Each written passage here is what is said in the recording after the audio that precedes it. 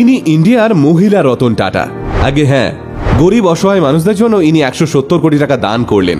অতি সাধারণ দেখতে এই মহিলা এই বছরে 170 কোটি টাকা দান করে তোলপাড় ফেলে দিয়েছেন সারা ইন্ডিয়া জুড়ে। ফলে ইতিমধ্যেই ইন্ডিয়ার মানুষ এই মহিলাকে লেডি রতন টাটা বলে ডাকতে শুরু করেছে। কিন্তু কে এই মহিলা, কিভাবে এত কোটি কোটি টাকা তিনি দান করেন সাধারণ মানুষদের জন্য?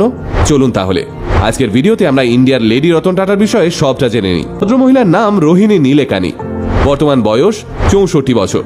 তিনি পেশায় একজন লেখিকা।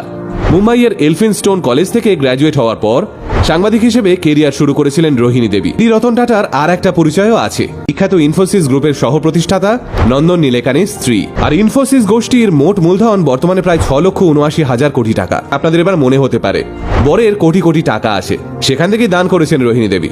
এ আর এমন কি বড় ব্যাপার? কিন্তু এখানে এই কাহিনীতে আসল টুইস্ট। বরের থেকে 1 টাকাও নেন না রোহিণী দেবী। যা করেন নিজের টাকাতেই